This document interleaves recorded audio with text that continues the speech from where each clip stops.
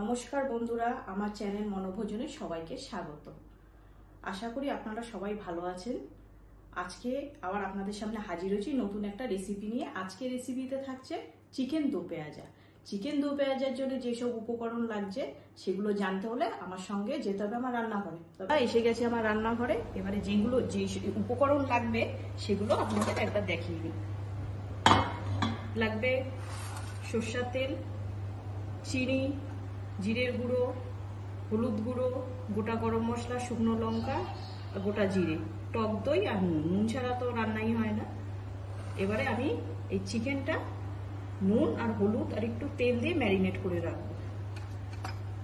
প্রথমে দেবো নুন, এই যে নুনটা দিলাম 2 চামচ, আর দেবো হলুদ গুঁড়ো হাফ চামচ একটু দিলাম। এবার দেবো সরষের তেল দিয়ে এটা ম্যারিনেট করে নেব চিকেনটাকে ভালো করে ম্যারিনেট করে নিলাম। করে এবার এটাকে 5 মিনিটের জন্য ঢেকে রেখে দেবো। চিকেনটা ম্যারিনেট করতে রেখে দিলাম 5 মিনিটের জন্য। চিকেনটা যে চিকেনটা ম্যারিনেট করে এই ঢেকে রেখে দিলাম। এবারে বন্ধুরা গ্যাসটা জ্বালিয়ে দিয়েছি, কড়াইটা গরম হোক। তো তখন আমি মশলাটা করে নিই। এই মশলা করব, কাঁচা লঙ্কা দিয়ে দিচ্ছি আর আদা রসুন দিয়ে দিলাম। আর বন্ধুরা একটা কথা তো আমার বলতে ভুল হয়ে গেছে, আমি চিকেনটা কত গ্রাম নিয়েছি সেটা আমার বলা হয়নি, এটা ভুল হয়ে গেছে। এখানে আমি 500 গ্রাম চিকেন নিয়েছি, এটা ম্যারিনেট করে রেখেছি। ওই যে ঠিক আছে বন্ধুরা, কড়াই গরম হয়ে গেছে। এবারে তেলটা দিয়ে দিচ্ছি, গরম হয়ে গেছে। এবারে শুকনো লঙ্কা আর গোটা জিরে আর গোটা গরম মশলা এটা তেলের মধ্যে দিয়ে দিচ্ছি।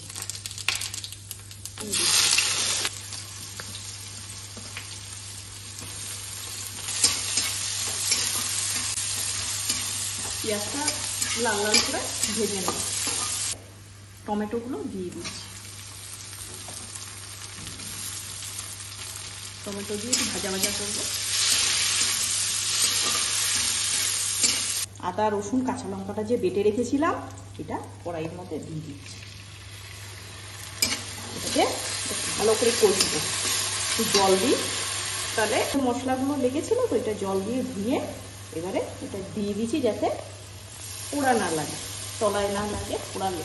এবারে ভালো করে কষে নেব। মশলাটা কষা হয়ে গেছে, এই যে তেল ছেড়ে দিয়েছে। এবারে আমি আস্তে আস্তে চিকেনগুলো দিয়ে দেবো।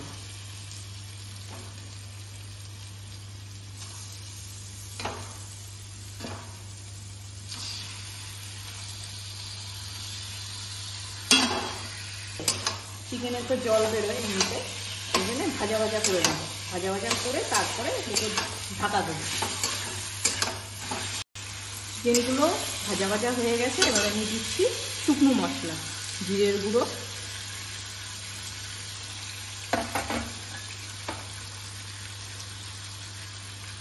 হলুদ গুঁড়া,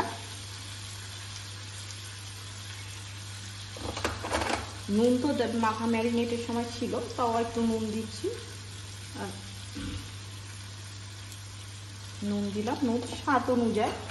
আর চিনি তো ব্যালেন্স করার জন্যে, কেন টক দই পড়ছে, টমেটো পড়েছে, ওই জন্য চিনি দিলাম ব্যালেন্স করার জন্য, টক না হয়ে যায় বেশি। কষে নেব। এবারে চিকেনটাকে ঢাকা দিয়ে দেবো। ঢাকা দিয়ে কষতে সময় লাগবে। এবার আমি ঢাকাটা তুলে দিয়ে দেখি কি পরিস্থিতির মধ্যে রয়েছে। ও তেল তো ছেড়ে গেছে, চিকেনের থেকে। এবারে আমি দেবো ভাজা ভালো হয়েছে, কষেও গেছে। দেখুন তেল ছেড়ে গেছে। এবারে দেবো টক দইটা তুলে দিয়ে দেবো।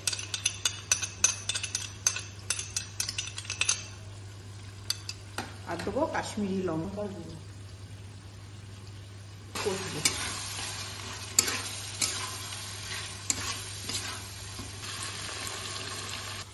বন্ধুরা মাংসটা ভালো করে কষা হয়ে গেছে। এবার তেল ছেড়ে দিয়েছি, চারিপাশ থেকে তেল ছেড়ে দিয়েছে। এবার আমি জল দিয়ে দেবো। জলটার পরিমাণ আমি গরম জল ব্যবহার করি, সবসময় মাংসে গরম জল দিই। তো জলটা ফুটিয়ে রেখেছিলাম, এই জলটা ঢেলে দিলাম। বেশি তো আমি জলটা ঢালা হয়ে গেছে মাংসের মধ্যে, এবারে আমি ঢেকে দেবো। ঢেকে আমি মশলাটা করে নেব। পেঁয়াজ, গ্যাসটা এবারে সিম করে ঢেকে দেবো। আস্তে আস্তে সিদ্ধ হবে মাংসটা, ততক্ষণ আমি এই গ্যাসটা জ্বালিয়ে নিচ্ছি। ঘিটা দিয়ে দিলাম ফ্রাই প্যানের মধ্যে, ঘিটা দিয়ে দিচ্ছি, ওগুলো দিয়ে দিচ্ছি। পেঁয়াজ,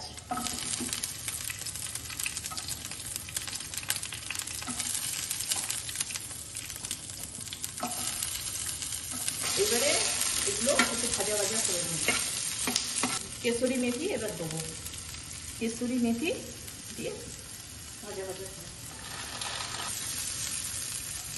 এবারে এটা হয়ে গেছে, ভাজা হয়ে গেছে। এবার গ্যাসটা আমি বন্ধ করে দিলাম। এবারে এই থালাটা খুলে ছেড়ে দিয়েছে, মাংস সিদ্ধ হয়ে গেছে। এবারে এই মশলাটা দিয়ে এবার আঁচটা বাড়িয়ে দিলাম। দিয়েছি, এবারে আস্তে আস্তে ঝোলটা একটু শুকালে নামিয়ে প্রায় হয়ে এসছে। পুরা আমার চিকেন দো পেঁয়াজা রেডি হয়ে গেছে। এবার আমি গ্যাসটা বন্ধ করে দিচ্ছি, ঢেলে নিচ্ছি। বন্ধুরা, আমার চিকেন দো পেঁয়াজা রেডি হয়ে গেছে। যদি রেসিপিটা ভালো লেগে থাকে তাহলে আপনারা লাইক কমেন্ট করবেন আর আমার পাশে থাকবেন। আবার দেখা হবে পরের ভিডিওতে। নমস্কার।